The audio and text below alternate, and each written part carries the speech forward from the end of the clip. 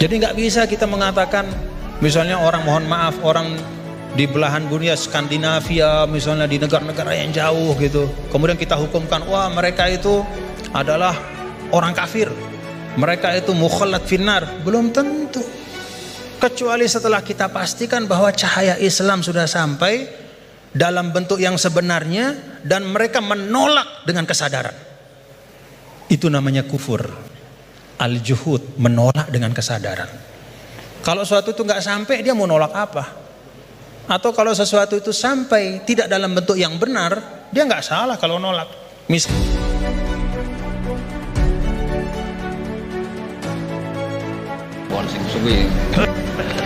Terima kasih Gus. Jadi nanti kita balik lagi ke Gus Baha ya. Tapi Gus, jadi begini, tadi beliau menyampaikan kan beliau ini min sulalatil aulia ya. Jadi kakek beliau itu adalah para aulia. Jadi aulia itu muhimmahnya itu adalah dikenal Allah gitu ya. Nah, kemudian beliau bilang bahwa tapi takdirnya sekarang masuk UI ini pengen dikenal Allah, malah justru turun jadi dikenal rektor katanya.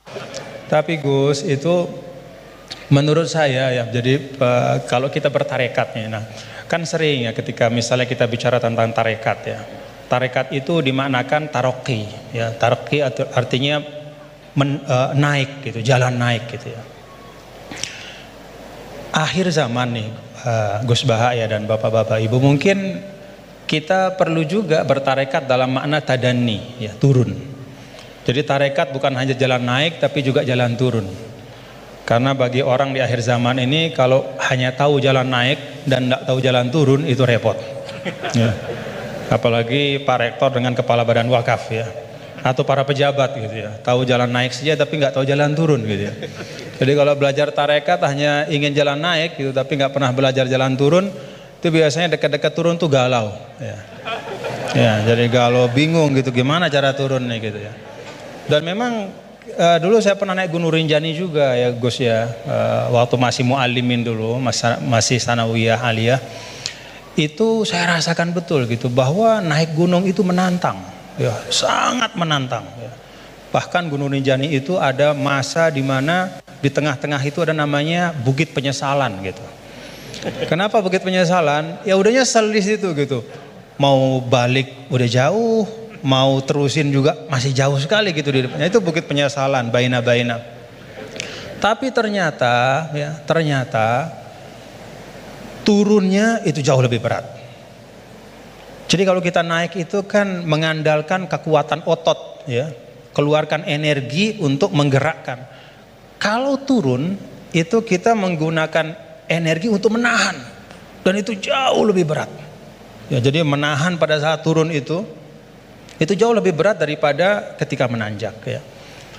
Dan ya pada waktu itu ya saya kena musibahnya pada saat turun gitu ya. Jadi artinya memang bahwa dalam kehidupan ini kita belajar naik dan juga belajar turun. Jadi tarakat itu taroki wa tadani gitu ya. Dan kalau sudah turun ada masanya juga naik. Jadi Gus Baha tadi kenal rektor, nanti kenal kepada Allah lagi, balik lagi kepada niat semula insyaallah.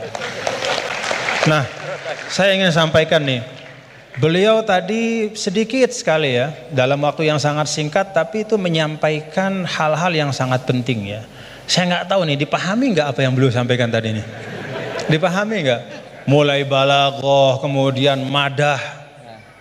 Ngerti nggak madah itu? Madah itu apa? Madah itu pujian-pujian ya. Bagaimana turuku ta'bir ya, asalibu ta'bir ya, bagaimana orang Arab itu mengungkapkan ya perasaan mereka, mengungkapkan harapan mereka ya, bagaimana mereka memilih diksi-diksi dalam komunikasi mereka, itu mewarnai Al-Qur'an. Jadi beliau ini tadi ketawa-ketawa ya, bapak-bapak juga ketawa-ketawa semua dia. Tapi yang disampaikan itu sudah bahan kuliah buat di Rosat Ulia itu, buat pasca sarjana itu. Ya, jadi alhamdulillah. Nah, silahkan nanti dielaborasi masing-masing.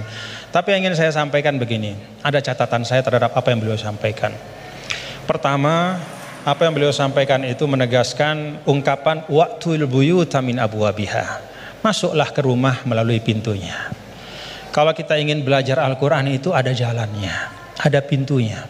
Tadi beliau sudah sampaikan ada tafsirul Qur'an bil Qur'an, ada riwayat, kumpulan riwayat ya.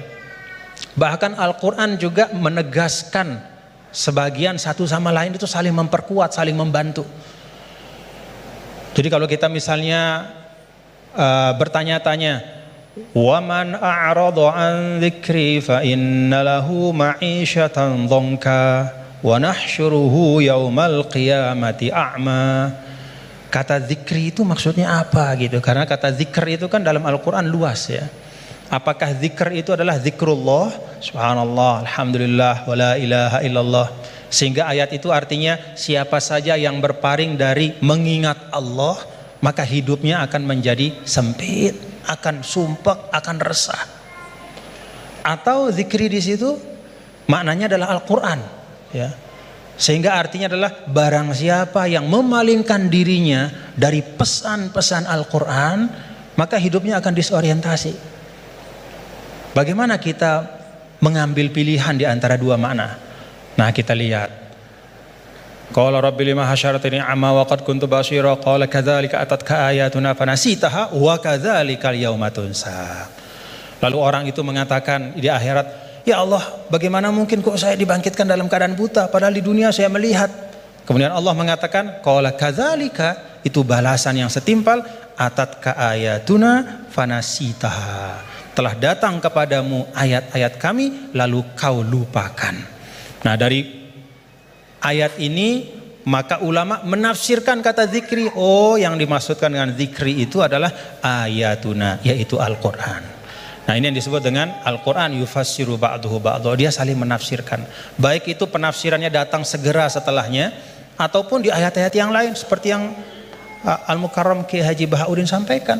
Ada yang di bagian yang lain, baik itu secara nas, secara sharih ataupun secara dilalah, secara tunjukkan isyarat. Ketika misalnya Nabi Adam alaihissalam, Allah Ta'ala sampaikan apa? Fatalaqa Adam min rabbih kalimat. Allah Ta'ala memberikan Adam menerima dari Tuhannya kalimat. Fataba alaih. Dengan sebab kalimat yang dia ucapkan itu Allah ampuni dosanya, kekeliruannya. Apa kalimat itu? Oh, ada di ayat yang lain. Rabbana zalamna anfusana wa illam taghfir lana wa tarhamna lanakunanna minal khasirin. Itu pintu memahami Al-Quran. Tadi Gus Bah bilang sampaikan ada pintunya. Baik itu pintunya adalah riwayat-riwayat dari Al-Quran, dari hadis juga beliau sampaikan tadi. Al-Quran gak dibiarkan sendiri oleh Rasul, tapi didatangkan hadis untuk menyempurnakan. Bahkan ketika dulu ada orang ya yang mengatakan ini bukan zaman sekarang, zaman dulu sekali. Ba'das sahabah, zaman tabi'it tabi'in. Saya lupa, mungkin Gus Bah yang ingat riwayatnya secara persis. Ada yang datang kalau tidak salah kepada Al-A'mash, seorang imam besar namanya Al-A'mash. Lalu orang itu mengatakan, "Ya Imam, kenapa kita capek-capek Anda ajak kami untuk baca hadis? Kenapa Anda ajak kami untuk mendiskusikan hadis panjang-panjang? Bukankah sudah ada Al-Quran di tengah-tengah kita? Ngapain lagi?" Apa kata Amash? "Ya ahmaq, Pak, atajidu, apakah kamu temukan dalam Al-Quran itu ada sholat 5 waktu secara terperinci?" Gak ada. Nabilah yang menegakkan amanah untuk menjelaskan sholat 5 waktu itu kayak apa, banyak rakaatnya seperti apa, waktunya gimana, kaifiyatnya seperti apa. Bahkan sebelum sholatnya pun Nabi ajarkan isbagul wudunya kayak apa. Bahkan tidak hanya yang wajib-wajib dalam wudu, madmadah, istinsyaknya pun, kumur-kumurnya, masukin air ke hidung, semua diajarkan sama Nabi. Maka Amash mengatakan dari sisi ini Al-Quran lebih butuh kepada hadis daripada hadis kepada Al-Quran. Dari sisi bahwa hadis itu menguraikan, menjelaskan dan menyempurnakan, menambahkan, melengkapi bahkan yang tidak ada di Al-Quran. Nah, itu pintu memahami Al-Quran. Karena itu tidak boleh dan tidak ada istilahnya namanya ahlul Quran dalam makna bahwa hanya mau Quran saja, nggak mau tahu apa kata hadis. Itu nggak ada istilah dalam Islam. Ilmu yang muktabar selalu Al-Quran bersama dengan hadis Rasulullah SAW. Lalu yang kedua pintunya apa? Ya asbabun nuzul. Tadi juga disinggung selintas oleh guru kita bahwa ada sebab-sebab dari turunnya Al-Quran, ayat-ayat Al-Quran. Yang kalau sebab ini nggak difahami, bisa saja ya dalam beberapa kasus orang salah faham. Dan itu kejadian. Kejadiannya bahkan sekali lagi bukan hari ini, bukan kemarin, tapi dulu pada masa orang-orangnya itu masih berhimpitan, berdempetan dengan Rasulullah SAW. Ada seorang sahabat didatangkan, kalau tidak salah pada masa Sayyidina Umar bin Al-Khattab radhiyallahu anhu. Lalu dia ditanya, kenapa kok kamu minum minuman keras gitu kan? Dia mengatakan, loh kan saya ini orang beriman, saya kan orang bertakwa. Kan di Al-Quran tuh ada, laisa 'alal ladzina amanu wa 'amilus solihati junahum fima ta'imu idza mattaqaw wa amanu ila akhir ayat. Enggak masalah kalau sudah beriman bertakwa makan minum apapun. Begitu. Kalau ini secara harfiah kita baca ayat itu. Lalu karena dia baca ayat itu saja, dia beranggapan, oh berarti makan minum udah bebas karena sudah beriman bertakwa. Nah saat itulah kemudian diluruskan bahwa ayat ini sabab nuzulnya adalah ketika ada sebagian sahabat yang datang kepada Rasulullah SAW dan bertanya, ya Rasulullah, ada teman-teman kita yang sudah meninggal, mereka syuhada pada saat perang-perang, mereka mati syahid, mereka meninggal sebelum turunnya ayat yang mengharamkan khamr. Bagaimana nasib mereka ya Rasulullah? Padahal mereka meninggal dalam keadaan masih minum khamr. Jadi meninggal ya masih minum karena memang belum turun pengharaman. Maka turunlah ayat ini menjelaskan. Oh, kalau memang orang nggak tahu, belum ada taklif kepada dia, nggak dosa. Nah, sebagian ulama kemudian menarik ayat ini juga ke masa sekarang. Ya, kalau misalnya ada di tempat-tempat tertentu, misalnya ada katakanlah dakwah Islam masuk ke suatu negara, misalnya, lalu para dai itu menyampaikan tentang tauhid, menyampaikan tentang rukun iman. Baru disampaikan tentang rukun iman, rukun Islam, kemudian orang itu dia bersyahadat, dia baru sholat, lalu dia meninggal dalam keadaan dia masih minum khamr. Pada saat belum dijelaskan oleh dai itu bahwa Islam mengharamkan khamr, bagaimana hukumnya dia gitu? Dia masuk orang baik apa gimana? Oh enggak, berarti dia tidak terkena ya kepada kewajiban untuk menjauhkan diri dari khamr karena memang belum dijelaskan. Nah karena itu kita bapak-bapak saudara-saudara, kita berlapang-lapang lah seperti yang guru kita sering sampaikan, kita berlapang. Jangankan pada masa sekarang, pada masa dulu saja, ketika masa Imam Ghazali, apa kata Imam Ghazali? Ini tentang dakwah. Kata Imam Ghazali, menurut saya, ya, Ahlur Rum, ya, orang-orang yang ada di daerah-daerah yang berjauhan, jauh dari pusat Islam. Dan karena itu dia tidak dapat pesan Islam. Dia nggak ngerti Islam itu apa. Atau Islam itu sampai tapi fi wajhin musyawash, bentuknya udah nggak benar. Ya. Disinformasi tentang Islam. Maka kata Imam Ghazali, orang itu menurut saya hukum mereka adalah sama seperti hukum ahlul fatrah. Jadi nggak bisa kita mengatakan misalnya orang, mohon maaf, orang di belahan dunia Skandinavia, misalnya di negara-negara yang jauh gitu, kemudian kita hukumkan, wah mereka itu adalah orang kafir, mereka itu mukhallat finnar. Belum tentu, kecuali setelah kita pastikan bahwa cahaya Islam sudah sampai dalam bentuk yang sebenarnya dan mereka menolak dengan kesadaran. Itu namanya kufur. Al-juhud, menolak dengan kesadaran. Kalau sesuatu itu nggak sampai, dia mau nolak apa? Atau kalau sesuatu itu sampai tidak dalam bentuk yang benar, dia nggak salah kalau nolak. Misalnya hari-hari dia dapat berita Islam agama teroris, misalnya nih dari medianya, itu aja yang dia konsumsi. Kita nggak punya dai ke sana karena nggak ada kita yang menguasai bahasa Skandinavia misalnya, nggak ada yang ngerti bahasa Finland, maka kita nggak pergi ke sana. Kita di sini saja di Indonesia, lalu kita hukumkan orang di sana di mana-mana hanya karena dia tidak la ilaha illallah Muhammad Rasulullah berarti kafirun mukhalladun finnar. Enggak, belum tentu. Kata Imam Ghazali, bisa jadi itu ahlul fatrah.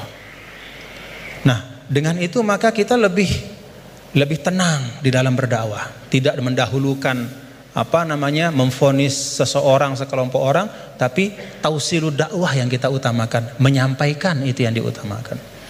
Nah, tadi beliau menyampaikan itu tentang sabab nuzul. Dan yang ketiga yaitu ma'rifatul lughatil arabiyyah, itu pintu.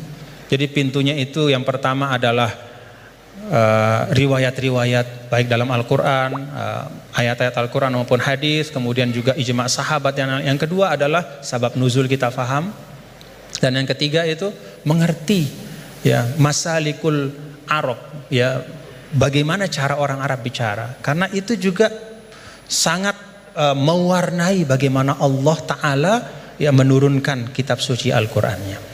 Dan alhamdulillah bapak-bapak, saudara-saudara, kalau kita ada ketekunan, ya ini teman-teman semua ya, kalau ada ketekunan, ya seperti sekarang kita bisa menikmati ya. Kalau dulu misalnya apa yang disampaikan oleh Gus Baha itu hanya bisa dinikmati oleh para santri, ya di pesantren-pesantren, itu pun dalam halakoh-halakoh yang terbatas. Tapi alhamdulillah berkat UII ngaji bareng, kita bisa menikmati hari ini mutiara-mutiara dan keindahan Al-Quran. Alhamdulillah. Saya balikin lagi kepada Gus Baha sebagai Sahibul Bait.